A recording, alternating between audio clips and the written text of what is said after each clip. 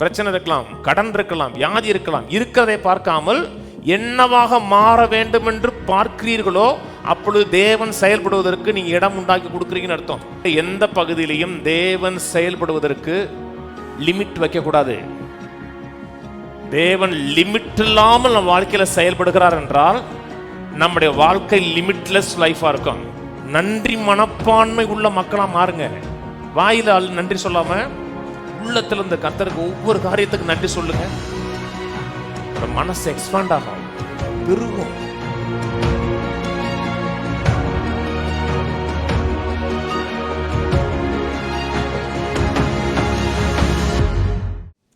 எசேக்கியேல் 36:11 உங்கள் மேல் மனுஷரையும் மிருக ஜீவன்களையும் பெருகி பழுகும்படி வர்த்திக்க பண்ணுவேன். பூர்வ நாட்களில் நீங்கள் இருந்த நிலைமைகள் நான் உங்களை ஸ்தாபித்து உங்கள் முந்தின செயலை பார்க்கலும் உங்களுக்கு நற்சீர் உண்டாக செய்வேன். அதனால் நான் கர்த்தர் என்று அறிந்து கொள்வீர்கள் என்று கர்த்தர் சொல்லுகிறார். சிறையிருப்பின் காலத்தில் வாழ்ந்த மக்களுக்கு திரும்பி நீங்கள் இருந்த அந்த பழைய தேசத்துக்கு போவீங்க. அந்த பழைய தேசத்தில் அங்கே மனிதர்கள் பெருகுவார்கள், மிருக ஜீவன்கள் பெருகுவார்கள்.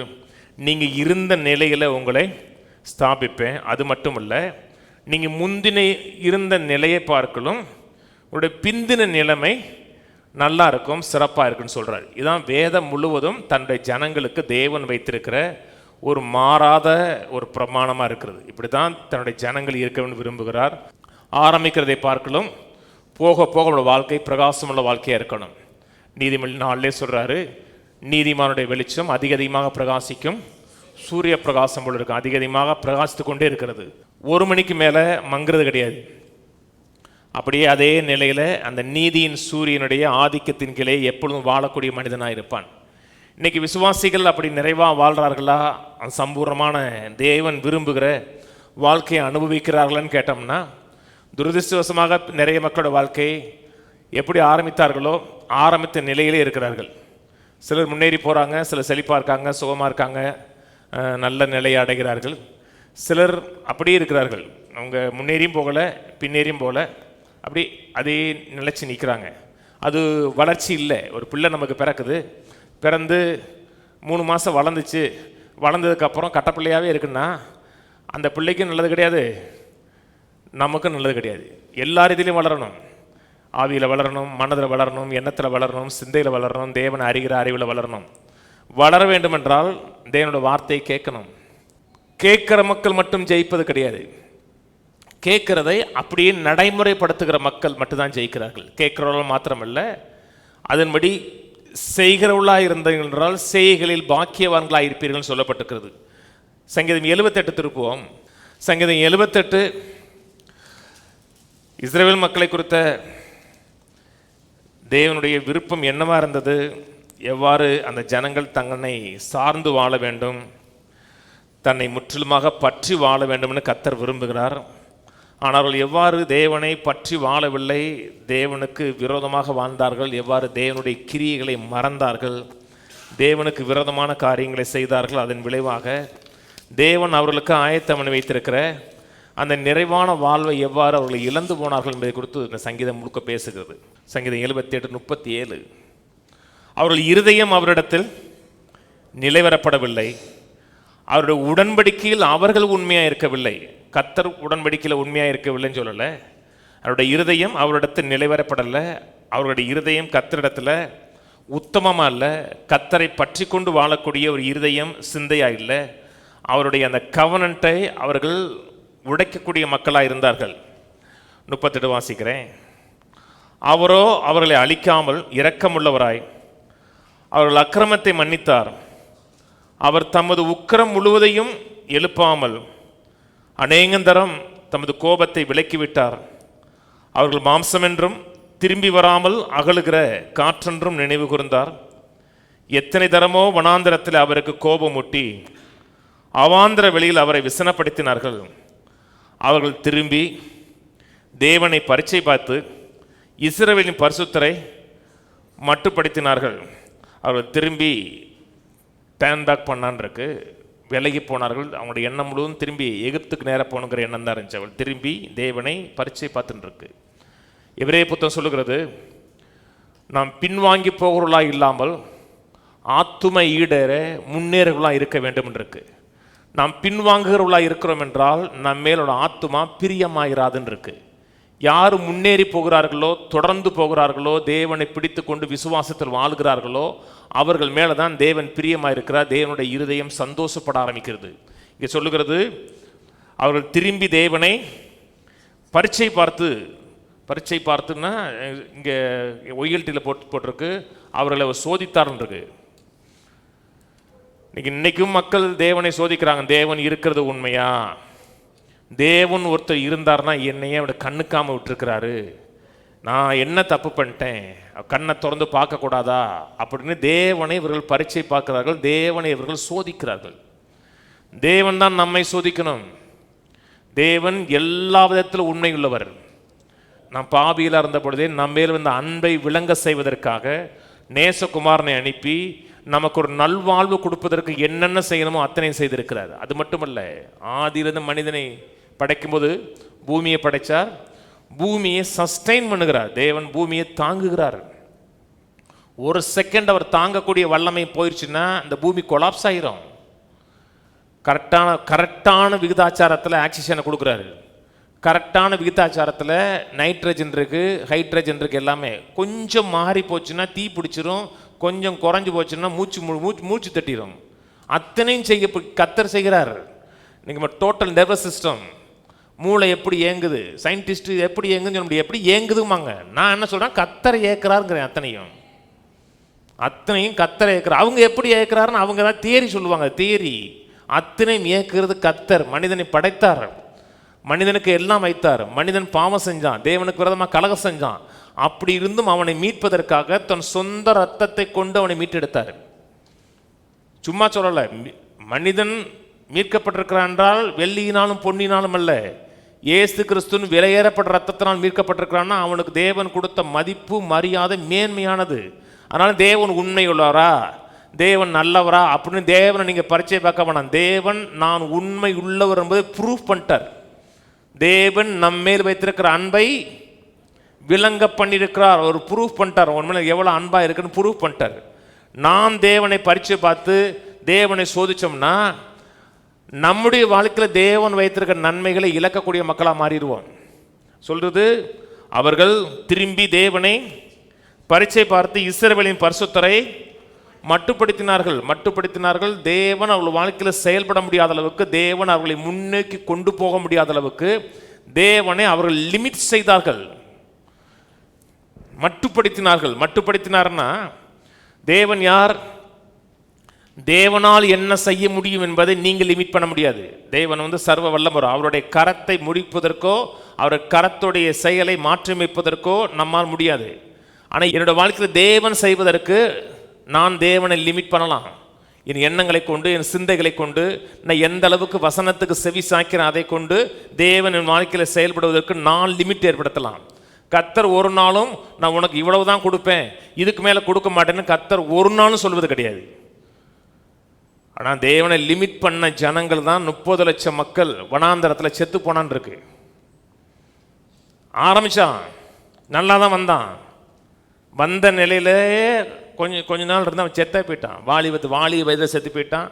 தேவன் அவர்களுக்காக வளமான வாழ்க்கை வச்சுருந்தார். கர்த்தர் சொன்னார், பாலும் தேனும் ஓடுகிற தேசத்திலேயே நலமான தேசம், பார்த்து வச்ச தேசம், வெட்டாத கிணறு, நாட்டாத தோட்டம், கட்டாத வீடு வச்சிருந்தார். அத்தனை நன்மைகளையும் இவர்கள் தேவனை சோதித்து ஒவ்வொரு முறையும் தேவனை பரீட்சை பார்த்து தேவன் வைத்திருக்கிற நன்மைகளை அவர்கள் விட்டு விட்டார்கள் இருக்கு. இன்னைக்கும் கிறிஸ்தவம் அப்படித்தான் இருக்கு.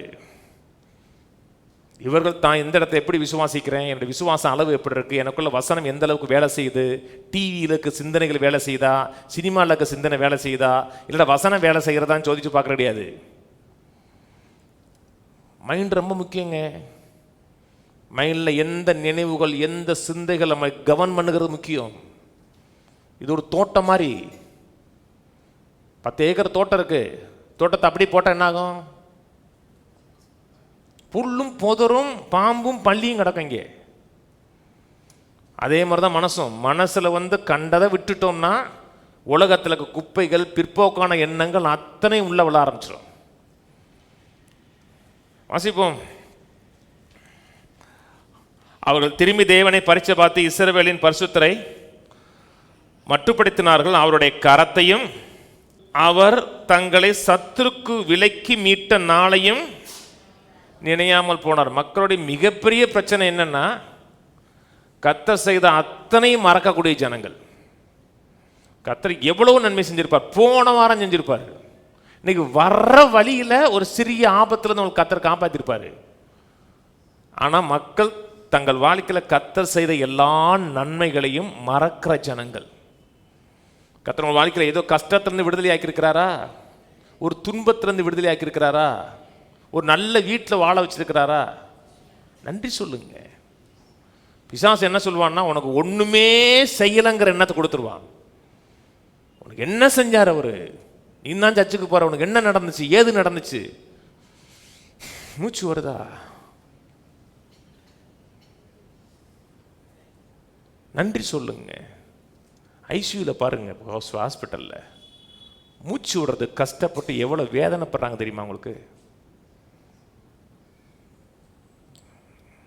ஒருவேளை மூச்சு வந்தால் கர்த்தருக்கு நன்றி சொல்லுங்க. எவ்வளவோ நன்மைகள் செஞ்சிருக்காங்க. நன்றி சொல்ல சொல்ல நன்றி சொல்வதற்கு வாய்ப்புகள் உண்டாகுங்க. சில தவறுகள் செஞ்சிருக்கலாம், நீங்கள் செய்யக்கூடாத சில காரியங்கள் செஞ்சதுனா பிசாசு கடன் கொடுத்துருக்கலாம். ஆனால் அதற்கும் கர்த்தருக்கும் எவ்வளவு வேணும் சம்பந்தம் கிடையாது. கர்த்தர்னா நல்லவர், நன்மைகளை செய்கிறவர். மறக்காதீங்க. சங்கீதம் 103 எல்லாருக்கும் தெரியும். என் ஆத்துமாவே கர்த்தரை சோத்திரி, என் முழு உள்ளமே பரிசுத்த நாமத்தை சோத்திரி, என் ஆத்துமாவே அவர் செய்த சகல லாபங்களையும் மறந்து விடாதேங்கிறான். அவர் செய்த சகல உபகாரங்களை மறவாதீங்கள். எண்ணங்கள், சிந்தைகள் முழுவதும், இரவு முழுவதும் கர்த்தர் என்ன செஞ்சார், கர்த்தர் அந்த அந்த அந்த பிரச்சனையிலிருந்து கர்த்தர் எப்படி வெளியே கொண்டு வந்தார், எப்படி பிள்ளைகளுக்கு வந்த கஷ்டத்திலிருந்து கர்த்தர் வெளியே கொண்டு வந்தார், இப்படி ஒன்று ஒன்றா சிந்திச்சு பாருங்க. உங்கள் மனதில் டிப்ரெஷன் ஆவதற்கு வாய்ப்பே இல்லாமல் போயிடும். கர்த்தர் செய்த நன்மைகளை மறவாதேங்கிறான். இஸ்ரவேல் மக்களுடைய பிரச்சனை என்ன, மறந்துட்டாங்க. எவ்வளவு பெரிய அற்புதங்க. 10 வாதைகள், எகிப்திலிருந்து வர்றாங்க, தண்ணீர் திறக்குது, செங்கடல் திறக்குது, மாறான் தண்ணீர், வனாந்தரத்தில் அற்புதங்கள், அத்தனை அற்புதங்கள் செய்தும் ஒரு தேவைண்டு வரும்பொழுது உடனே முறுமுறுப்பான். என்ன ஜனங்க அது, அந்த ஜனம் இல்லை, இன்னைக்கும் ஜனம் அப்படித்தான் இருக்கு. எந்த விதத்தை ஏதாச்சும் மாறிட்டாங்களான்னு கேட்டோம்னா ஒரு துளி மக்கள் மாறல, அப்படி இருக்காங்க மக்கள். அதாவது அப்படி மனுஷனுக்கு அந்த சுபாவம் கிடையாது. நீங்கள் செலக்ட் பண்ணி டெலிட் பண்ண முடியாது. ஆனால் மனுஷன் இருக்கான், கம்ப்யூட்டருக்கு மேலே இருக்கான். சிலர்லாம் கம்ப்யூட்டரில் தான் செலக்ட் பண்ணி டெலிட் பண்ண முடியும். ஆனால் மனுஷன் நம்ம செஞ்ச நல்லதெல்லாம் டெலிட் பண்ணிடான். அப்படி எப்படிங்க முடியுதுன்னு தெரியும், பண்ணவே முடியாதுங்க அது. ஆனால் பண்ணுறான் மனுஷன், வித்தகனாக இருப்பாங்க இருக்கு. அதே மாதிரி கர்த்தர் செய்த அத்தனையும் மறக்கிற ஜனங்கள். சங்கீதம் 103 எடுங்க, 2ஆம் வசனம். என் ஆத்துமாவே கர்த்தரை சோத்திரி, அவர் செய்த சகல உபகாரங்களையும் மறவாதே. எந்த உபகாரங்களையும் மறந்துடாதீங்க. ஒரு கடன் அடைக்க உதவி செஞ்சாரா, ஒரு கஷ்டத்தில் உதவி செஞ்சாரா, ஒரு ஒரு இடத்துக்கு போனீங்க, யாருக்குமே உட்காரதுக்கு இடம் கிடைக்கல, உங்களுக்கு ஒரு உட்காருக்கு இடம் கிடைச்சா நன்றி சொல்லுங்க. சின்ன சின்ன காரியத்துக்கு நன்றி அக்னாலேஜ் பண்ணுங்க. இது தேவன், இது தேவன், இது தேவன் அக்னாலேஜ் பண்ணுங்க. அப்படி அக்னாலேஜ் பண்ணி பாருங்க, நீங்க நன்றி சொல்றது வாழ்க்கை முறையாக மாறும். வீட்டில் பெரிய ஸ்டிக்கர் எழுதி ஒட்டி வைங்க எல்லா இடத்துலையும், நன்றி சொல்ல மறவாதே. முக்குக்கு ஒட்டி வைங்க, நன்றி சொல்ல மறவாதே. பார்க்கும்போது எதுக்கு நன்றி சொல்லணும், அதுக்கு நன்றி சொல்லுவோம், இதுக்கு நன்றி சொல்லுவோம், இதுக்கு நன்றி சொல்லுவோம். கர்த்தர் நமக்கு உயிரோட காத்தாரே, அதுக்கு நன்றி சொல்லுவோம். கர்த்தர் நமக்கு நல்ல ஒரு குடும்பத்தை கொடுத்துருக்கிறாரே, நன்றி சொல்லுவோம். பிள்ளையை கொடுத்துருக்காரே, நன்றி சொல்லுவோம். அப்படி கடந்ததுக்கு நன்றி சொல்லுங்க. ஏதாச்சும் எதிர்பார்க்குறீங்களா, அதுக்கு நன்றி சொல்லுங்க. ஆண்டவரே, இந்த வருடத்தை எனக்கு சிறப்பாக முடிக்க உதவி செய்ய போகிறக்கா நன்றி. இப்போ தான் ஜனவரியில் ஆரம்பிச்சிருக்கேன். டிசம்பருக்குள்ளே ஒரு பெரிய லேண்டு வாங்கணும், பெரிய வீடு வாங்கணும், நல்ல ஒரு பிள்ளையை பெற்றெடுக்கணும், ஒரு பிஸ்னஸை பெற்றன்னு சொல்லி நன்றி சொல்லுங்கள். இத்தனை வருஷம் கிடைக்கல அப்படின்னா மட்டுப்படுத்துகிற தேவன் உங்கள் வாழ்க்கையில் செயல்படுவதை நீங்கள் அப்படி சுருக்குறீங்கன்னு அர்த்தம். சுருக்கவே சுருக்காதீங்க. அவர் ஏராளமானவர்கள், தாராளமானவருங்க. என்ன விரும்புறீங்க? நன்றி சொல்லுங்க. எனக்கு தெரிஞ்ச தம்பி பாம்பேல இருந்தால் அப்போ எங்கேயே போயிட்டான், நாகாலாந்து போயிட்டான். அவனுக்கு பைபிள் காலேஜ் முடிச்சு போகும்போது அவன் இந்த காட்பாடியில் ஒளிஞ்சே போகிறான்னா. காட்பாடி பக்கத்தில் சின்ன கிராமத்தில் அவன் ஓரளவுக்கு ஸ்கில்லான பையன், நல்ல இங்கிலீஷ் நாலேஜ் இருக்கும், நல்ல ப்ரீச் பண்ணுவான். நல்ல பெரிய இடத்துக்கு போடான்னு நான். ஆனால் 50,000 கடை இருக்குனே, அது எப்படி அடைக்குன்னு தெரியலண்ணா. இது சொல்லி 22 வருஷத்துக்கு முன்னாடி, 20 வருஷத்துக்கு முன்னாடி ஒரு பைபிள் காலேஜ் படிக்க பையனுக்கு 50,000 கடன் இருக்குன்னா அதிகம். எப்படி கடன் வாங்கினான்னு தெரியல. நன்றி சொல்கிறான். நீ நன்றி சொல்லு. கத்தாயம் 50,000 கொடுத்ததுக்கா நன்றி, 50,000 கொடுத்தக்கா நன்றி சொல்லு. அடுத்த வாரம் காட்பாடியில் ஒரு காட்டை மீட்டிங்கில் பேசியிருக்காங்க. சும்மா ஒருத்தர் என்ன தம்பி, என்ன இல்லை ஊழியர்ஸ் போனோம், இந்த தம்பின்னு சொல்லி 50,000 கட்டெடுத்து கொடுத்துருக்காரு ஒருத்தர். அவனுக்கு பயங்கர சந்தோஷம். அண்ணே அப்படி நடந்துச்சுனேண்ணா. இதுதான் பிரின்சிபல். கத்தரை மட்டுப்படத்தில் கத்தர் செயல்படுவதற்கு டோர் ஓப்பன் பண்ணி கொடுத்துருக்கீங்க. நீங்கள் முறுமுறுக்கிறீங்க, குறை சொல்கிறீங்க அப்படின்னா செயல்பட முடியாது. என் ஆத்துமாவே கத்தர் செய்த சகல உபகாரங்களையும் மறவாதே, உன் அக்கிரமங்களை எல்லாம் மன்னித்து நோய்களை எல்லாம். எத்தனை அக்கிரமத்தை மன்னிச்சிருக்கிறாரு, எத்தனை எண்ண முடியாத அளவுக்கு மன்னிச்சிருக்கிறாருன்னா எண்ண முடியாத நோய்களையும் குணமாக்கிறாருன்னு அர்த்தம். ஏன்னா அங்க சொல்லுது அக்கிரமங்களை எல்லாம், நோய்களை எல்லாம். இந்த பாவத்தை மன்னிக்கல அப்படின்னா இந்த நோய்களை சுகமாக்க மாட்டார்னு அர்த்தம். எல்லா பாவத்தையும் மன்னித்திருக்கிறார் என்றால் எல்லா நோய்களிலிருந்து நம்ம கத்தர் விடுதலையாக்கி இருக்கிறன்னு அர்த்தம். நன்றி சொல்ல மறக்காதீங்க. புது வருஷத்தில் ஆரம்பத்தில் இருக்கும் ஆட்டிடியூட் ஆஃப் கிராட்டிடியூடுங்கிறாங்க பார்த்தீங்களா. நன்றி மனப்பான்மை உள்ள மக்களாக மாறுங்க. வாயில் நன்றி சொல்லாமல் உள்ளத்தில் இந்த கத்தருக்கு ஒவ்வொரு காரியத்துக்கு நன்றி சொல்லுங்க. உங்களோட மனசு எக்ஸ்பாண்ட் ஆகும், பெருகும். முறுமுறுக்கிறோடைய மனசு சுருங்கிருங்க. சிரிக்க மாட்டான் தெரியுமா. நன்றி சொன்னாவே சிரிப்பு வரும் தெரியுமா. நன்றி அப்படி சொல்லி பாருங்க, வராது. நன்றினா என்ன வரும்? சிரிப்பு வரும். அப்போ உங்க மனசு விசாலமாகுது. கீழே 4ஆம் வசனம், உன் பிராணனை அழிவுக்கு விலைக்கு மீட்டு உன்னை கிருபையினாலும் இரக்கத்தினாலும் முடிசூட்டி நன்மையினால் உன் வாயை திருப்தியாக்குகிறார். கழுகுக்கு சமானமாக உன் வயது திரும்ப. எத்தனை ஆக்சிடென்ட்ல இருந்து கத்தர் காப்பாத்திருக்கிறாரா? கொள்ள வியாதியிலிருந்து காப்பாத்திருக்கிறாரு. காப்பாற்றுறது மட்டுமல்ல, கழுகுக்கு சமானமாக உங்கள் வயதை திரும்ப வாழ வயதாக்குறாரு. எனக்கு ஒரு தடவை ஒரு 10 வருஷத்துக்கு முன்னாடி வைரல், இந்த யூரினரி ட்ராக்கில் வைரல் இன்ஃபெக்ஷன் ஆகி போச்சு. எதுக்கு வந்துச்சுன்னு தெரியல. ஒரு வாரம் படுத்து இருந்துச்சு வந்தேன். ஒரு வாரம் படுத்து இருந்துச்சுன்னா 5 வயசு குறைஞ்சது மாதிரி இருந்தேன். எனக்கு 10 வருஷமாக குறையாத தொப்பை படக்குன்னு குறைஞ்சிருச்சுங்க அன்னைக்கு. ஆனால் அதுக்கப்புறம் தொப்பையும் வரல. இல்லை, இதே ஒரு தீமை வந்துச்சா, தீமையை நினச்சி புலம்பக்கூடாது. ஆண்டவரை ரெஸ்டோர் பண்ணுங்க. சொல்றாரு பார்த்தீங்களா, அந்த இடத்துல உன் ஸ்தாபிப்பேன், உன் முந்தின சீரை பார்க்கணும், உன் பிந்தின சீர் நச்சீராக இருக்குங்கிறாரு. அதான் கத்தருடைய நோக்கங்க. வாயத்திறன்னு சொல்லுவார், கத்தர் எனக்கு ஏராளமான எண்ணி முடியாத நன்மைகளை செய்திருக்கிறார். கத்தர் என் வாயை நன்மையால் நன்றியால் நிறைக்கிறார். என் வயது திரும்ப கழுகுக்கு சமணமாய் திரும்ப வாழ வயது போலாகிறது. ஆமேன். வாய் நல்லா இருந்துச்சுன்னா வயசு நல்லா இருக்கும். கேடுகட்ட வாயா இருந்துச்சுன்னா கஷ்டம். வாயின் வார்த்தைகள் எங்கிருந்து வருது? மனதிலிருந்து வருது. மனது ஆரோக்கியமான மனதாக இருந்துச்சுன்னா பாடி ஆரோக்கியமான பாடியாக மாறுங்க. ஃபேர் அண்ட் லவ்லிலாம் தேவையே கிடையாது. நீங்கள் லவ்லி, எதுக்கு உங்களுக்கு ஃபேர் அண்ட் லவ்லி? அதெல்லாம் தேவையில்லாது. படத்தில் தான் போடுவாங்க. கருப்பாக இருக்கிறது அப்படியே சிகப்பாக நிற்கும். மனசு சரி பண்ணுங்க, நன்றி உணர்வோடு இருங்க, வாழ்க்கை மாறும். திரும்பி சங்கீதம் 78 வாங்க, 41.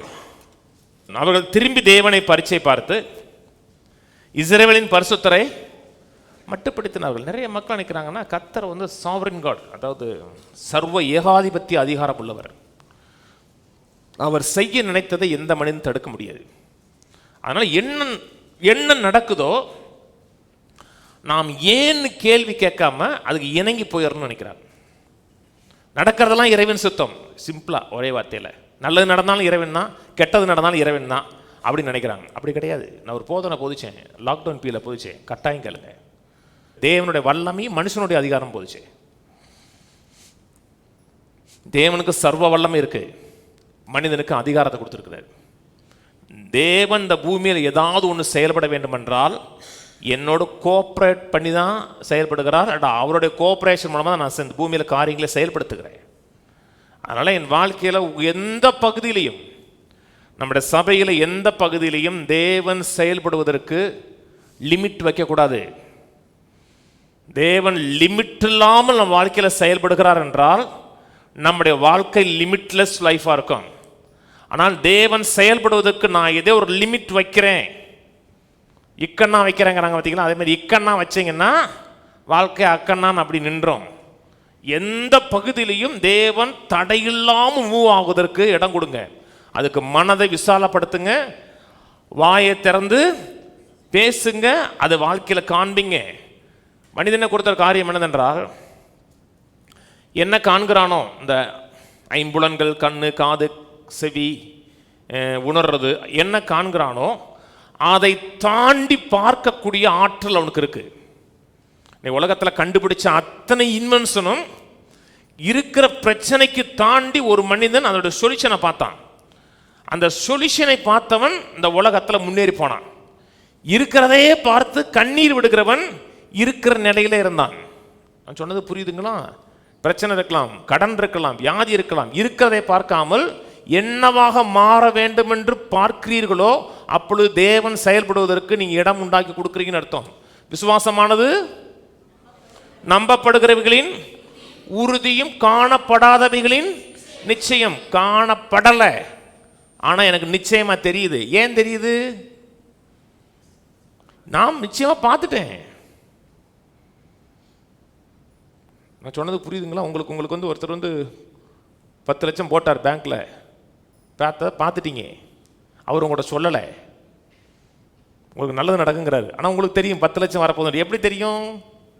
பார்த்துட்டீங்க. அதே மாதிரி இந்த வேத வாக்கியத்தை திறந்து ரகசியத்தை பார்த்துட்டீங்க நீங்க.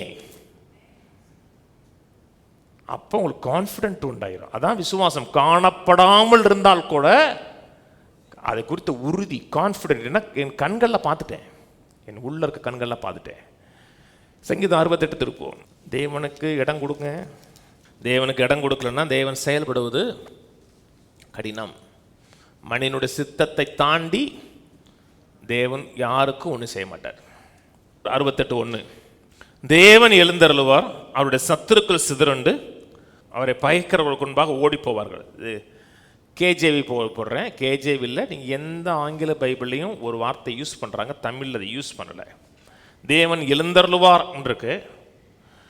கேஜேவி, என்கேஜேவி, நீங்கள் எந்த பைபிள் எடுத்தாலும் ஒரு வார்த்தை லெட்ங்கிற வார்த்தை யூஸ் பண்ணப்படுது. Let God arise, let his enemies be scattered, let them also that hate him flee before him.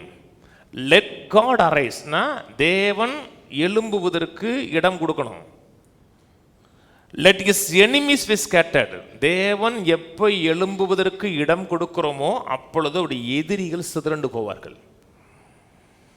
தேவன் இந்த பூமியில் ஏதாவது ஒரு செயல்பட வேண்டும் என்றால் நம் மூலமாக தான் செயல்படுவார். தேவன் எழும்புவதற்கு இடம் கொடுங்க, வழியை விடுங்க. அவர் வழி விட்டு உள்ள வரும் பொழுது எதிரிகள் சிதறண்டு ஓடுவார்கள் இருக்கு. வேதம் சொல்லுகிறது, மார்க் 4 சரி, வெளிப்படுத்துகிற விஷயம் சரி, காதுள்ளவன் கேட்க கடவன், ஆவியானவர் சொல்லுகிறதை காதுள்ளவன். காது இருக்கா உங்களுக்கு? கேட்குறீங்களா? எல்லாரும் கேட்கறது கிடையாது. நான் பேசுகிற சத்தம் தான் கேட்கும். கேட்குறதை மனதில் வச்சு யார் சிந்திக்கிறார்களோ, படமாக பார்க்குறார்களோ அவர்கள்லாம் கேட்குறாங்கன்னு அர்த்தம். எதை மனதில் கனவுல வைக்கிறோமோ அதான் உள்ளத்தில் வரும், அதான் சிந்தையில் வரும். வெறும் வார்த்தைகள் அல்ல, கேட்குற வார்த்தைகள் உள்ள படங்களாக பிக்சரைஸ் பண்ணுறோம். பிக்சரைஸ் பண்ணும் பொழுது அவருடைய மனதில் இருக்கிற படங்கள் என்னுடைய மனதில் படங்களாக வர ஆரம்பிக்கிறது. இன்னும் விலைக்கு சொல்கிறேன், இந்த வேதத்தை எழுதுனாங்க இல்லையா, வேதத்தை முத எழுதும் பொழுது அவர்களுக்கு வந்து வார்த்தைகளாக மனதில் வந்துச்சா? இல்லைங்க, வார்த்தைகளாக வந்துச்சா? படங்கள் வந்துச்சு. ஏசி 53 எழுதும் போது அவர் என்ன பண்ணார்? தரிசனங்களை பார்த்தார். தரிசனங்களை பிக்சரைஸ் ஃபார்மில் வந்ததை திரும்பி அவர்கள் எழுத்து வடிவில் கொண்டு வந்தாங்க. முதல்ல லெட்டர்ஸ் வந்து பிக்சரைஸ் ஃபார்மில் தான் வந்துச்சு. அவங்க எதை பார்த்தாங்களோ, இந்த மம்மி படம் பார்த்தீங்களா உங்களுக்கு? பாருங்க, அப்போ எதுவுமே விளங்குனா மம்மி தான் விளங்குது உங்களுக்கு. அதில் படம் போட்டிருப்பாங்க தெரியுமா? ஒரு புக் எடுத்து வாசிப்பாங்க, ஃபுல்லாக படமாக இருக்கும். அது முதல்ல எழுத்துக்கள் வந்து படங்களாகவே வந்துச்சு.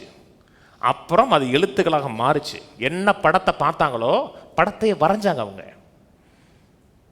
நான் சொல்றது புரியுதுங்களாங்க? தேவன் ஒரு படத்தை உங்களுக்கு காமிக்கும் போது அவர்கள் உள்வாங்கி கொண்டு எழுத்துக்களாக மாற்றினார்கள். திரும்பி தேவன் உங்கள்கிட்ட பேசும் பொழுது எந்த எழுத்துக்கள் உங்களுக்கு படமாக திரும்பி மாறுகிறதோ அப்பதான் பைபிள் விளங்குதுன்னு அர்த்தம். அப்படி விளங்கிருச்சுன்னா கேட்டுட்டீங்கன்னு அர்த்தம், தேவன் செயல்படுவதற்கு இடம் கொடுத்துட்டீங்கன்னு அர்த்தம். உங்களுடைய எண்ணமும் அவருடைய எண்ணமும் ஒரே அலைன்மெண்ட்ல நேர் பாதையில் போது உங்களை தூக்கி விடுவது ரொம்ப இயேசுவா இருக்கும். சிலர்லாம் பார்த்தோம்னாவே என்ன எதுக்கு பார்க்குறோம் கண்டுபிடிச்சிருவாங்க. ஒரு இன்ஃபர்மேஷன் சொன்னோம்னா இன்ஃபர்மேஷன் தெரிஞ்சிடும். ஏன்னா நம்முடைய எண்ணோட்டமும் அவருடைய கண்ணோட்டமும் ஒன்றா இருக்குன்னு அர்த்தம். வாசிப்போம் நீதிமொழி 29. அதனால தான் தேவனோட வார்த்தைக்கு எவ்வாறு ஈல்டு பண்ணுவது, எவ்வாறு வசனத்துக்கு செவி சாய்ப்பது, தேவனுடைய கிருபைக்கு விசுவாசத்தினாலே ரிசீவ் பண்ணுவதுன்னு கற்றுக்கிறது ரொம்ப முக்கியம். இதான் கேட்குறது. நீதிமொழி 29:18. தீர்க்க தரிசனம் இல்லாத இடத்துல ஜனங்கள் சீர்கெட்டு போவார்கள், வேதத்தை காக்கிறவனோ பாக்கியவான். தீர்க்க தரிசனம் இல்லாத இடத்துல அந்த 5-fold மினிஸ்ட்ரி சொல்கிற தீர்க்க தரிசனம் சொல்லலை, ப்ராஃபட்டிக் வேர்டு இல்லாத இடத்துல, அல்லது ஆங்கில Bible where there is no vision, தரிசனம் இல்லாத இடத்துல ஜனங்கள் சீர்கெட்டு போவார்கள். வேதத்தை காக்கிறவனோ பாக்கியவான். இதெல்லாம் ஏற்கனவே போதிச்சிருக்கேன். வேதத்தை காக்கிறவன்னா அந்த வேதத்தில் இருக்கிற எண்ணத்தை தன்னுடைய எண்ணமாக மாற்றி அந்த எண்ணத்துக்கு விரோதமாக வருகிற எந்த எண்ணத்தையும் உள்ளே வரவிடாமல் பத்திரமா பாதுகாக்கிறவன் பாக்கியவான். நான் சொன்னது புரியுதுங்களா? இப்போ ஒரு பிள்ளை கன்சீவ் ஆகிறா, கன்சீவ் ஆனதுக்கப்புறம் அவர் ரொம்ப அலர்ட்டாக இருப்பா தெரியுமா? சாப்பிட்றது அலர்ட் ஆயிரும். கன்சீவ் ஆனதுலேருந்து நீங்கள் சுகர் சாப்பிடக்கூடாதுங்க, தெரியுமா? தெரியலன்னா தெரிஞ்சுங்க, சுகர் சாப்பிடக்கூடாது. சுகர் சாப்பிடாத பிள்ளைகளுக்கு தான் பின் சந்ததியில் சுகர் வராதுங்கிறாங்க. இது சயின்டிஃபிக் ப்ரூஃப் பண்ணியிருக்காங்க.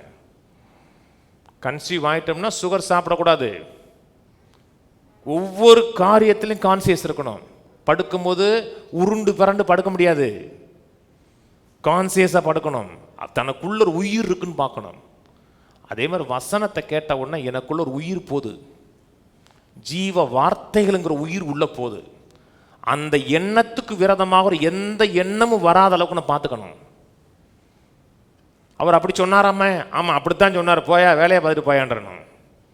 வேற எந்த எண்ணத்தை உள்ள விட்டாலும் அபாட்டாயிரம் கருச்சிதவி ஏற்பட்டுரும். அதனால யார்கிட்ட பேசுகிறோம், யார்கிட்ட கேட்குறோம், யார்கிட்ட ஐக்கியம் பண்ணுறோம் ரொம்ப முக்கியங்க. பொல்லாதவர்களோடு கலவாதேன்னு இருக்குன்னா இருக்கு, நல்ல ஆட்களோடு பேசுங்க. வாசிப்போம். தீர்க்க தரிசனம் இடத்துல ஜனங்கள் சீர்கெட்டு போவார்கள், அழிந்து போவார்கள்னா கர்த்தரே தன்னோட அனாதை திட்டத்தின்படி தீர்மானத்தின்படி அவரை அழிச்சிருவான்னு சொல்லலை.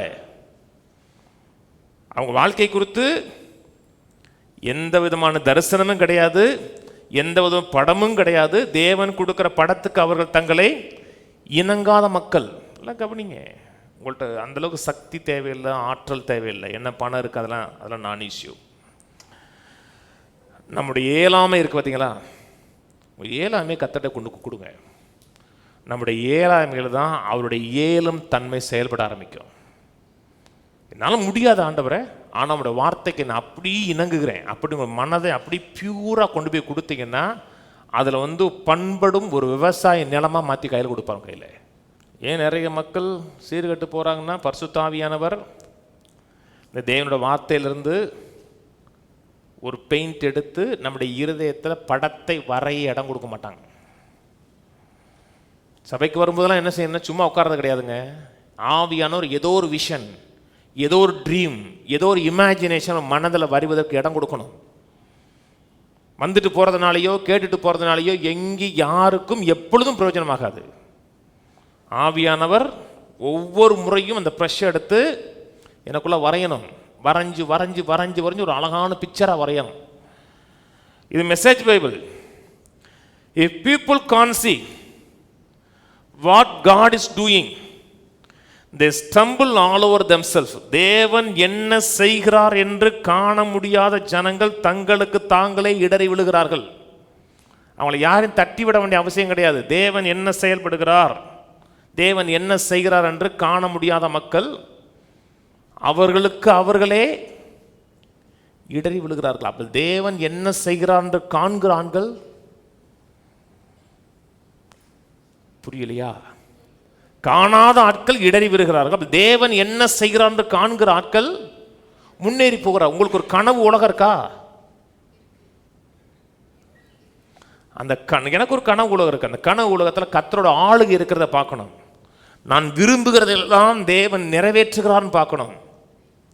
தேவனோட சித்தமெல்லாம் என் வாழ்க்கையில் நிறைவேறுகிறதுன்னு பார்த்தோம்னா என் கனவு உலகம் எப்படி இருக்குதுன்னு பார்க்குறேன்னு அர்த்தம். அதான் தேவன் செயல்படுகிறதை நான் பார்க்குறேன். நீங்க பார்க்குறீங்களா? என்னத்தை பார்க்குறீங்க? என்னத்தை பக்கத்துல கேளுங்களேன், என்னத்தை தான் பார்க்குறீங்கன்னு. உன்னைத்தான் பார்க்குறேன் பாரு. என்ன பார்க்குறீங்க? நிறைவான வாழ்வை பார்க்குறீங்களா? 120 வருஷம் வாழ்கிறத பார்க்குறீங்களா? மெய்யாவே பார்க்குறீங்களா? இல்லை உயிர் எழுதி வச்சிட்டீங்களா?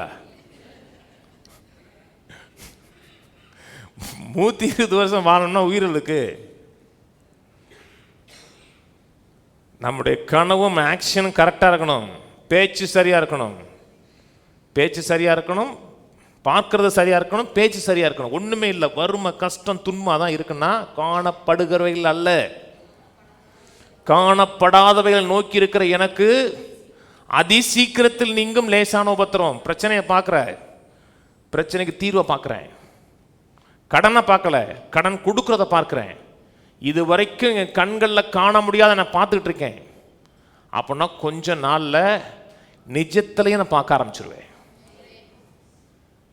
கல்யாணம் முடியலன்னா நீங்களா ஒரு உருவத்தை உருவாக்கிறாங்க. ஒரு நல்ல கல்யாணம் முடிகிற மாதிரி பாருங்க, ஒரு வீட்டுக்குள்ளே போகிறதா பாருங்க, விஷயம் பாருங்க. இது இது இது வேதத்தில் இருக்க சத்தியங்க. இது எதை பார்க்கிறீர்களோ அப்படியாகவே மாறுவீர்கள். திரும்பி வாசிப்போம். If people can't see what God is doing, they stumble all over themselves. But when they attend to what He reveals, they are most blessed. தேவன் எதை வெளிப்படுத்துகிறார் என்பதை கவனமாக கேட்கிற மக்கள் அதிக பாக்கியவான்கள். தேவன் என்ன சொல்றார், எதை வெளிப்படுத்துகிறார் என்று காது கொடுத்து செவி கொடுத்து கேட்கிற மக்கள் மோஸ்ட் பிளஸட் பீப்புளா இருப்பாங்க. நீங்க யாரு? அதிக பாக்கியவானா இருப்பார்கள், கொடுத்து வச்சவனா இருப்பாங்க. ஏன்னா கர்த்தர் எதை வெளிப்படுத்துகிறாரோ கவனிக்கிறார்கள், கேட்கிறார்கள், பார்க்கிறார்கள், சிந்திக்கிறார்கள், பேசுகிறார்கள். உலகத்திலேயே ரொம்ப கொடுமையான காரியம் என்னன்னா கனவே இல்லாமல் இருக்கிறது, விஷயம் இல்லாமல் இருக்கிறது. ஹெலன் ஹெலர் இந்த பிரெயில் லெட்டர் எழுதுன அம்மா. அந்த அம்மா கண்ணு தெரியாமல் மஸ்ட் டிகிரி எடுத்தது. அந்த அம்மாட்ட கேட்டாங்க, உலகத்திலேயே மிகவும் பரிதாபமான நிலை என்னன்னு கேட்டாங்க. இருக்கிறதுலே ரொம்ப பரிதாபப்படக்கூடிய நிலை என்னன்னு கேட்டோம்னா, கண் இருந்தும் பார்க்க தெரியாதவனர். இருக்கிறதுலையே மோசமான நிலை கண் இருக்கு, பார்க்க தெரியாதவன்.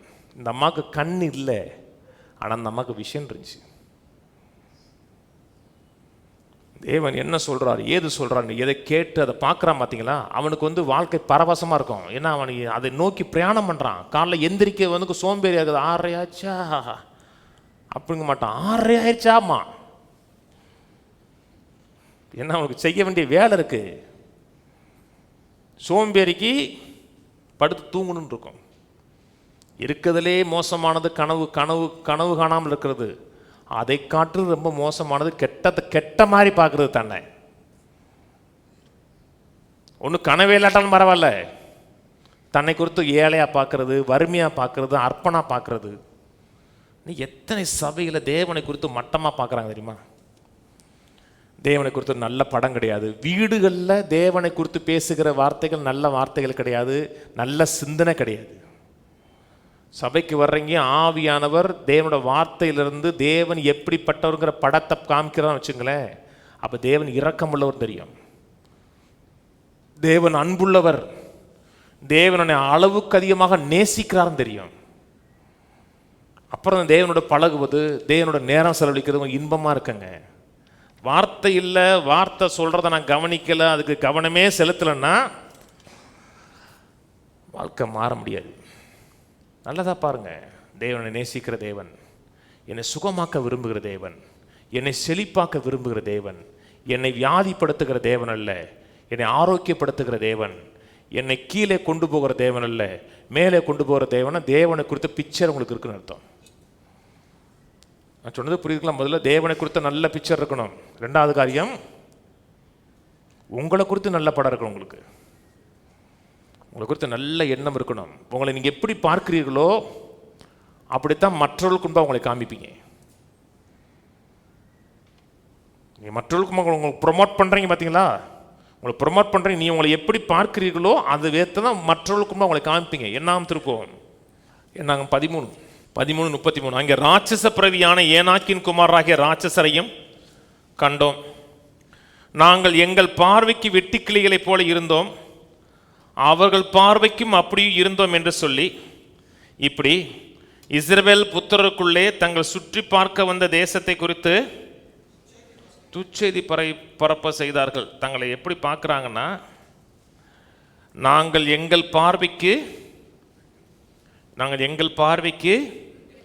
வெட்டுக்கிளியை போல இருந்தோம், அவர்கள் பார்வைக்கும் அப்படியோ இருந்தோம். உங்களை நீங்கள் எப்படி பார்க்கிறீர்களோ அப்படித்தான் மற்றவர்கள் உங்களை பார்க்கிறதாக நினைப்பீர்கள்.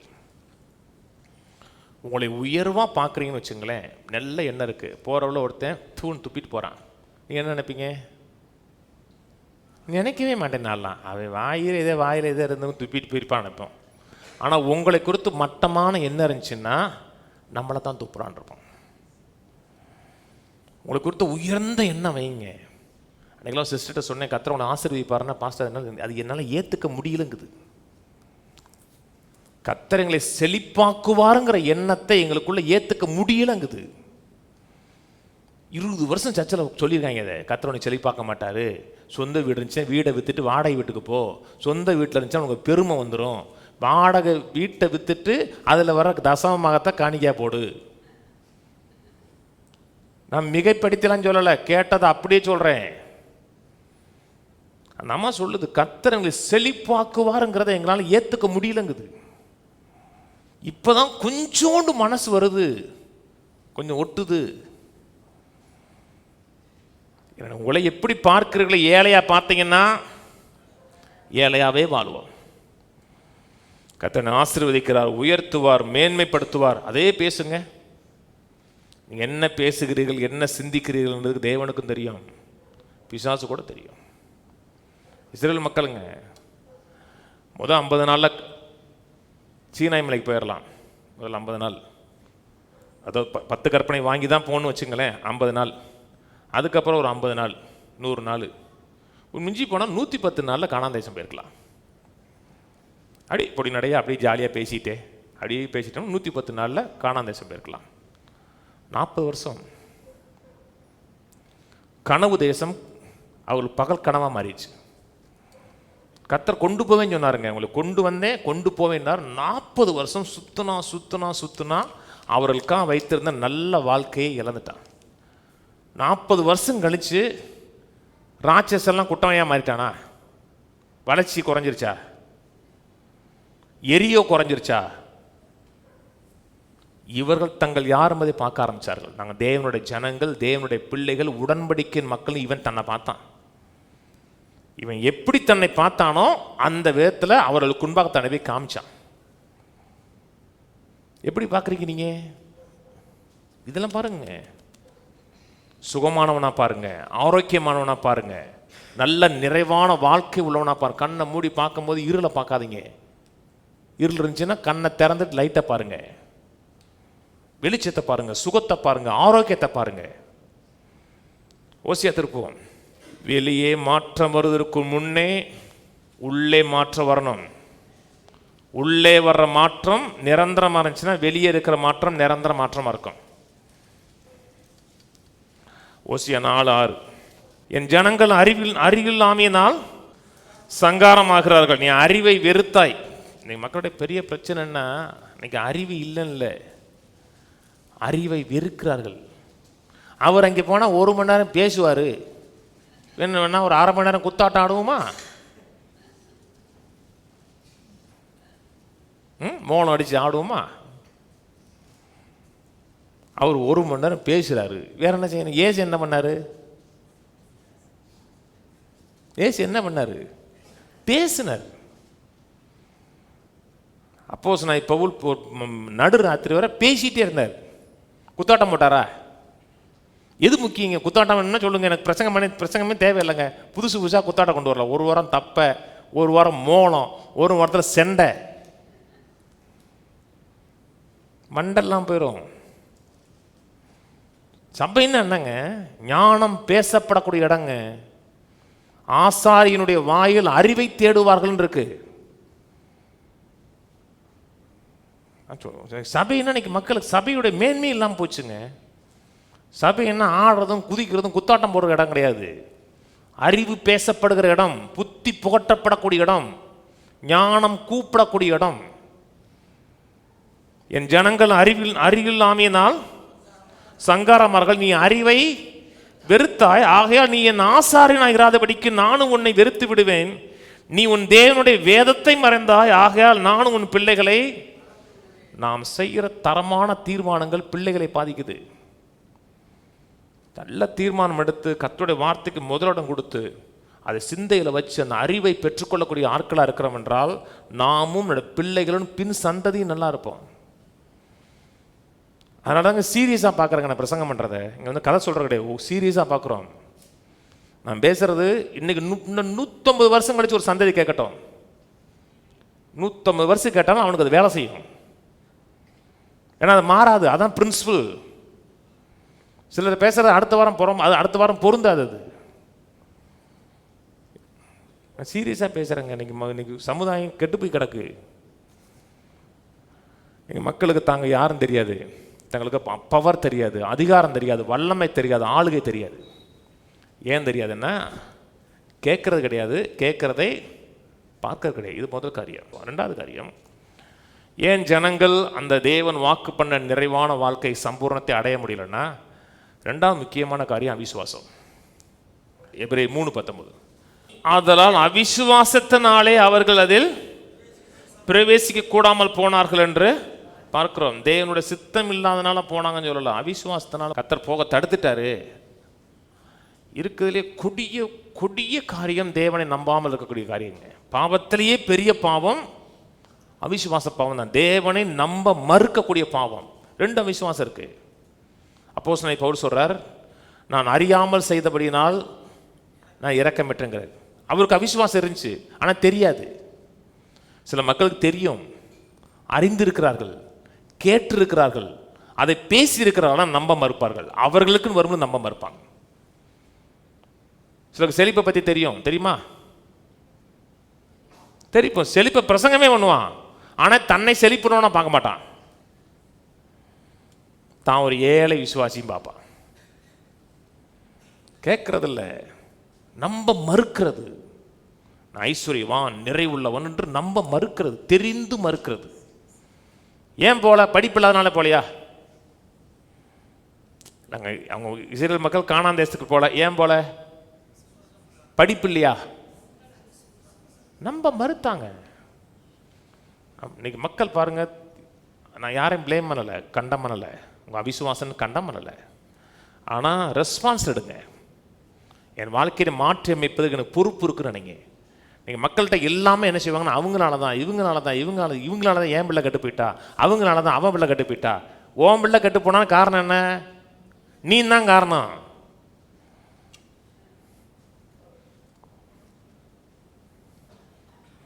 யாரு மேலேயும் பொறுப்பு சொல்லக்கூடாதுங்க. ரெஸ்பான்சிபிள் நீங்க எடுக்கணும். பிள்ளைய கத்தர் வளர்க்கறதுக்கு உங்க கையில தான் கொடுத்துருக்கிறாரு. பொறுப்படுங்க, ரெஸ்பான்சிபிள் எடுங்க. என்ன செய்யணும்? கேளுங்க. விசுவாசம் கேள்வினால் வரும், கேள்வி தேவனோட வார்த்தையை கேட்கறதுனால வரும். அவிசுவாசத்தை தூக்கி எறிங்க, தேவனை லிமிட் பண்ணாதீங்க. சங்கீதம் எடுப்போம். சங்கீதம் 78:19. அவர்கள் தேவனுக்கு விரோதமாய் பேசி, தேவன் வனாந்திரத்தில் போஜன பந்தியை ஆயத்தப்படுத்த கூடுமோ? இதோ அவர் கண்மலையை அடித்ததனால் தண்ணீர் புறப்பட்டு நதிகளாய் புரண்டு வந்தது. அவர் அப்பத்தையும் கொடுக்க கூடுமோ? நம்முடைய ஜனத்திற்கு மாம்சத்தையும் ஆயத்தப்படுத்துவாரோ என்றார்கள். வித்தைங்க. தண்ணியெல்லாம் கொண்டு வந்தார், அதெல்லாம் அற்புதம் செஞ்சார். வனாந்தரத்தில் சோறு போடுவாராங்கிறான். கடை இல்லை, பேக்கரி இல்லை. காசு இருக்கு, பேக்கரி இல்லை, எப்படி போடுவார்? கண்மலையை திறந்து தண்ணீரை கொண்டு வந்தாருங்க. எல்லார் வீட்லையும் அழிவு, உங்கள் வீட்டில் அழிவு இல்லை. அத்தனை அற்புதங்களையும் கண்டு என்ன சொல்கிறான்னா, இந்த வனாந்திரத்தில் கத்தர் தேவைகளை சந்திக்க முடியுமா? நீங்கள் மக்கள் கேட்குறாங்க, இவ்வளவு பண வீக்கத்தில் விலைவாசி மத்தியில் நம்ம வீடு வாங்க முடியுமா? போய் லேண்டை கேட்டாவே நெஞ்சடைக்கிற மாதிரி இருக்கு. சென்ட்டு 50,000 சொல்லணும்னா 5 லட்சங்கிறான் அவன். வேணாம்ப்பா, ஏதாச்சும் ஹவுசிங் பிள்ளை எடுத்துக்கலாம் அப்படின்னா நீங்கள் தேவனை லிமிட் பண்ணுறீங்கன்னு அர்த்தம். எந்த காலகட்டத்திலையும் தேவனை லிமிட் பண்ணாங்க. விசுவாசிக்கிறது பெருசாக விசுவாசிக்கிறாங்க. வார்த்தை சொல்லுது, வசனம் சொல்லுது, முந்தின நாட்களை பார்க்கலாம் பிந்தின நாள் சிறப்பாக இருக்குன்னா நல்லா இருப்போம், அப்படி இருப்போம், வீடு வாங்குவோம், நல்ல கார் வாங்குவோம், நல்ல கார் வாங்குவோம். கார் வாங்குவோம் சொல்லலை, நல்ல கார். 30,000 கார் வாங்கிடலாம். 2 வீலர் ரேட்டை காட்டிலும் கம்மியான கார்லாம் இருக்குங்க. நீங்கள் பாயத்தோருக்கு அப்புறம் நீங்கள் தள்ளி விட்டு போகணும். காருக்குள்ளே யாரு அப்படின்னு.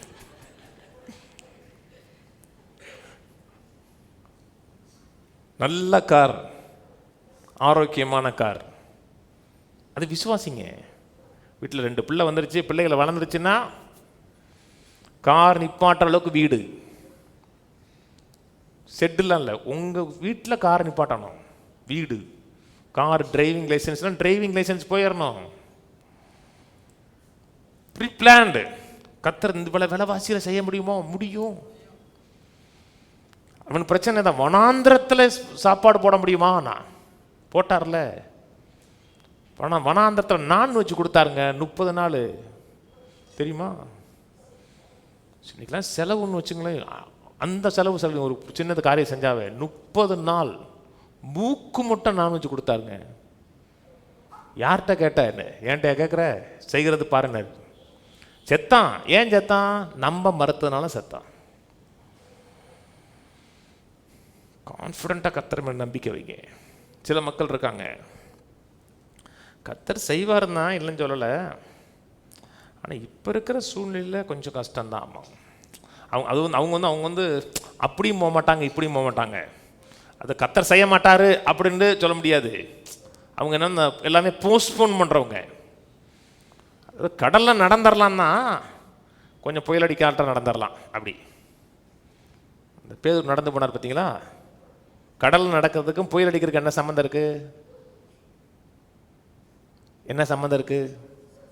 ஒரு சம்மந்தம் கிடையாது. புயல் அடித்தாலும் நடக்க முடியாது, புயல் அடிக்கலாம் நடக்க முடியாது. பேதர் முங்குனார். ஏன் முங்குனார்? புயல் அடிக்குதுன்னு முங்கிட்டார் அவர். நிறைய மக்கள் அதாங்க. கொஞ்சம் விலைவாசிலாம் கம்மியாக இருந்துச்சுன்னா இடம் வாங்கிடலாம். ஆனால் இவ்வளோ விலைவாசி இருக்குது, சரி கத்தர் இன்னைக்கு செய்யாட்டம் நாளைக்கு செய்யாமல் இருக்க போகிறாரு, அப்படி எல்லாவற்றையும் தள்ளி போடுறது, எல்லாவற்றையும் போஸ்ட்போன் பண்ணுறது. நாளைக்கு கொஞ்சம் காசு வரட்டும் அப்புறம் பார்ப்போம், கொஞ்சம் பணம் வரட்டும் அப்புறம் பார்ப்போம். வராமே போகுது, வரும், அது விலை கூடிரும். எல்லாத்தையும் தள்ளி போடுறதுங்க. எப்போ பிரச்சனை அதிகமாக இருக்கிறதோ அப்போ அதிகமாக கர்த்தருடைய வார்த்தையின் மேலே நம்பிக்கை வைங்க.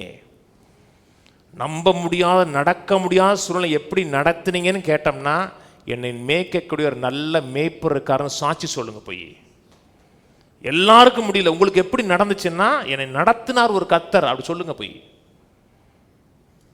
எல்லாருக்கும் சாதகமான சூழ்நிலை, நீங்களும் சாதகமாக நடந்தீங்கன்னா அது மேட்டர் இல்லைங்க. அசாதாரணமான சூழ்நிலையில் நீங்கள் சாதாரணமாக ஜெயிக்கணும். அது எங்கே? உள்ளே இருந்து வருது. இது ஒரு வாழ்க்கை முறை. பிரசங்கி திருப்புவோம். பிரசங்கி 11.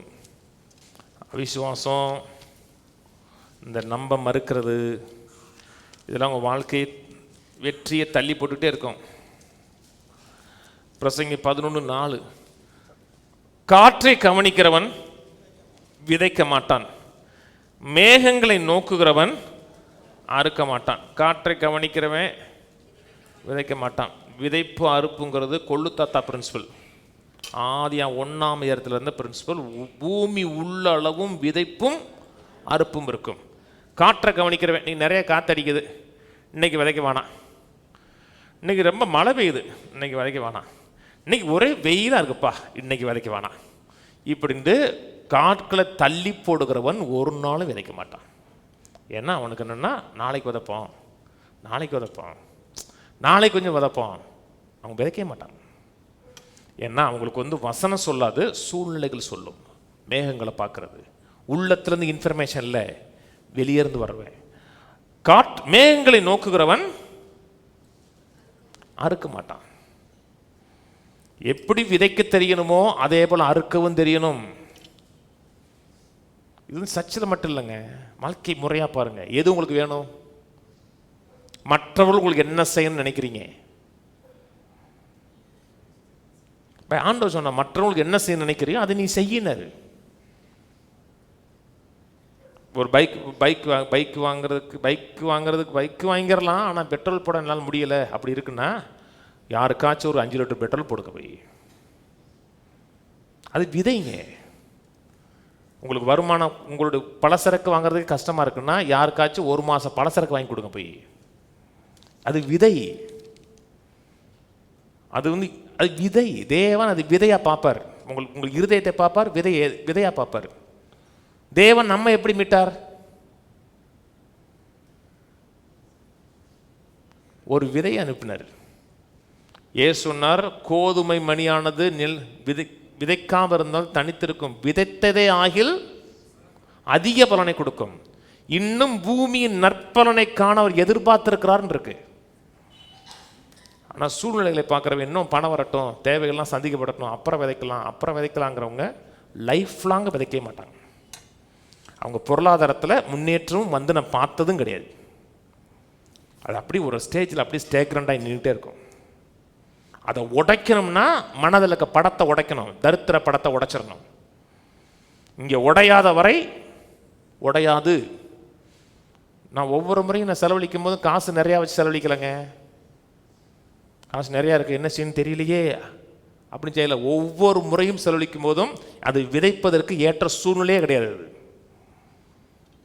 விதைக்கிறதுக்கு ஏற்ற சூழ்நிலை இல்லாத காலத்துலலாம் ஒவ்வொரு முறையும் நான் விதைக்கிறேன். ஏன்னா உங்கள் மனதில் அந்த தரித்திரிய படத்தை உடைச்சிடணும். தரித்திரிய படத்தை உடைக்கலைன்னா பணம் ஒட்டாது. நம்ம எப்படி விதைச்சிட்டோம்னா அதுக்கு என்ன பண்ணுறது, இதுக்கு என்ன பண்ணுறது?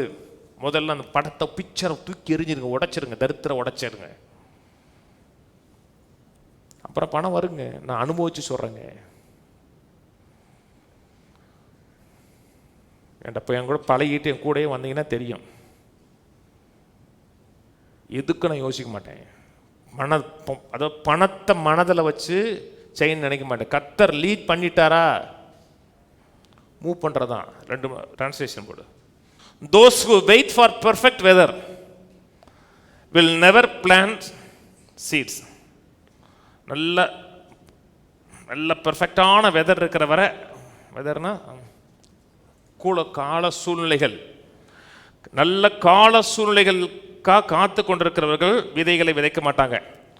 Those who look at every cloud will never harvest crops. ஒவ்வொரு மேகத்தையும் கவனிக்கிறவன் அறுவடை செய்ய மாட்டான். இது NCV. அடுத்து இது NLT. Farmers who wait for perfect weather never plant. If they watch every cloud, they never harvest. கிட்டத்தட்ட அது ஒன்று தான். Amplified. He who observes the wind and waits for all conditions to be favorable will not sow. And he who regards the clouds will not reap. நல்ல ஒரு perfect condition, favourable condition வருகிற வரை wait பண்ணுறவன் விதைக்க மாட்டான். இல்லைங்கன்ட்ட ஒன்றுமே இல்லைங்க, ரொம்ப அற்பமாக தாங்க இருக்குது. தரித்திரத்தை உடைக்கணுமா? வேதத்தில் தேவன் விதைக்க சொன்ன மக்கள் எல்லாமே அற்பமான இடத்துல தான் விதைச்சாங்க. 5 அப்பம் 2 மீன் 20,000 பேருக்கு அது அற்பம். அதைத்தான் கர்த்தர் பெருக்கி பல படம் கொடுத்தார். ஒரு ஏழையுடைய கடைசி உணவு அற்பம். அதைத்தான் அவளும் எலியாவும் பஞ்சம் தீர்கிறவரே சாப்பிட்டார்கள். வேதம் முழுவதும் பாருங்க, எதை நீங்க அற்பமா நினைச்சீங்களோ அதைத்தான் கர்த்தர் அற்புதமா மாத்தினார். அதை செய்யறதுக்கு ஒரு துணிச்சல் வேணும். துணிச்சல் இல்லாதவர்கள் வாழ்நாள் முழுக்க 10 கோடி வரட்டும் கொடுக்க மாட்டோம்னா சொல்ல போறோம், கொடுப்போம் வரட்டும் கொடுப்போம். இன்னைக்கு அது வரும், அது வேற. ஃபேவரபிள் கண்டிஷனை பார்க்குற கிடையாது. விசுவாசிக்கிறேன், விதைக்கிறேன், அறுவடையை பார்க்குறேன். கையில் வந்து சொல்லுங்க, நான் சூழ்நிலைகளை பார்க்கிறவன் அல்ல, சூழ்நிலைகளால் அசைக்கப்படுகிறவன் அல்ல, வார்த்தையினாலும் ஆவியானவராலும் அசைக்கப்பட்டு செயல்படுகிறவன். ஆமேன் ஆமேன். அவிசுவாசம் மிகப்பெரிய தடங்க. மார்க் 6:1 அவர் அவ்விடம் விட்டு புறப்பட்டு தாம் வளர்ந்த ஊருக்கு வந்தார். அவருடைய சீசரும் அவருடைய கூட வந்தார்கள். ஓய்வு நாளான பொழுது ஜெப ஆலயத்தில் உபதேசம் பண்ண தொடங்கினார். அநேகர் கேட்டு ஆச்சரியப்பட்டு, இவைகள் இவனுக்கு எங்கிருந்து வந்தது?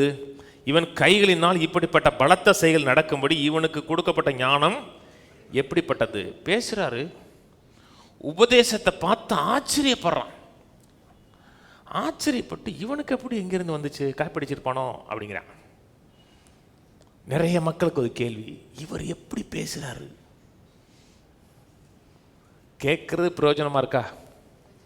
உங்களோட வாழ்க்கையை மாத்துதா? அவ்வளோதான்.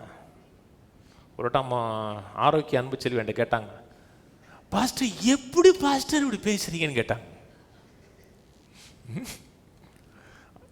நான் சொல்றேன் ரகசியம், காலையில் எந்திரிங்க, அரைப்படி உப்பு கல் எடுத்து கீழே போட்டு நெடு முழங்கால நின்னீங்கன்னா ஒரு ரெவலேஷன் வரும். அப்படித்தான் எனக்கு வருதுன்னே. அது அது ஆவியானவர் கொடுக்கறது. மக்களுக்கு ஏற்ற வார்த்தைகளை, தேவைக்கேற்ற வார்த்தைகள் ஆவியானவர் கொடுக்கறது. நம்ம தேவையானது என்ன? எடுத்துக்கொண்டு வாழ்க்கையில் எப்படி அப்ளை பண்ணுறது? அவங்க அப்ளை பண்ண மறுக்கிறாங்க, இடரில் அடைகிறான். இவன் அம்மா தெரியாதா, அக்கா தெரியாதா, தெரிஞ்சா உனக்கு என்ன? அவன் யாரா இருந்தானே, எவனா இருந்தானே, அது உங்களுக்கு என்ன? உங்களுக்கு தேவை என்ன? அந்த மனுஷ வகையில் வர வார்த்தை மட்டும்தான் உங்களுக்கு தேவை. நம்ம ஊரில் கொஞ்சம் சிலர் இருக்காங்க, அவர் நம்ம ஆளா, என்ன பொண்ணு கொடுக்க போறியா? ஏன் நம்ம ஆள் சொன்னாதான் கேட்பியா? அதனால தான் முன்னேறாமல் போகிறது. அவர் வாயில வர்ற வார்த்தை தேவனுடைய வார்த்தையா? அவ்வளோதான், கீழே போடு. இவன் தச்சன் அல்லவா, மரியாளுடைய குமாரன் அல்லவா? யாக்கோபு, யோசே, யூதா, சீமோன் என்பவர்களுக்கு சகோதரன் அல்லவா, இவன் சகோதரிகளும் இங்கே நம்மிடத்தில் இருக்கிறார்கள் அல்லவா என்று சொல்லி அவரை குறித்து இடரல் அடைந்தார்கள். அங்கே அவரால் பலத்த அற்புதங்கள் செய்ய முடியல. எதை குறித்து இடரல் அடைகிறீர்களோ அதன் மேல் உங்களுக்கு வெறுப்பு உண்டாகும், எரிச்சல் உண்டாகும். அவசரமாக கிச்சனுக்கு போகிறீங்க, போகிற ஒழுங்கு சேர் இடறி விழுந்துட்டீங்க. சேரை பார்த்து உங்களுக்கு என்ன மனசு வரும்? குறுக்க இருக்கிற சேர்னு எத்த சொல்லும். எது உங்களை இடற பண்ணுதோ அது மேலே வெறுப்பு உண்டாகும். அவர்கள் அவர் மேலேயே இடரல் அடைகிறார்கள். இடரல் அடைந்ததுனால அவற்றிருந்து எதையும் பெற முடியல. அவருடைய அபிஷேகத்தை மதிக்கலை, அவருடைய அழைப்பை மதிக்கலை. அதனால் அந்த இடத்துல அவரால் பலத்த அற்புதங்கள் செய்ய முடியல. முழுக்க தேவனிடத்தில் சரண்டர் பண்ணுங்க. தேவன் கொடுக்குற வார்த்தைகளை ஓப்பன் விஷனாக பாருங்க, உள்ளத்தில் வைங்க, பேசுங்க, அதை காணுங்க. அப்போ இருந்தீங்கன்னா அந்த சம்பூர்ணத்தை நோக்கி ஸ்டெப் பை ஸ்டெப்பாக போயிட்டே இருப்போம். இதை விட்டுட்டு வேற எந்த வழியில் போனாலும் அவங்க நல்லா இருப்பாங்க, நீங்கள் நல்லா இருக்க மாட்டீங்க. இதுதான் பிரின்சிபல். வாங்க 3 நாளில் உங்கள் அற்புதம். இப்போ நிறைய வருதுங்க. 3 நாளில் அற்புதம், 7 நாளில் தீர்வு. அந்த முக்கில் வைப்பாங்க, தைலம் வைப்பாங்க தெரியுமா?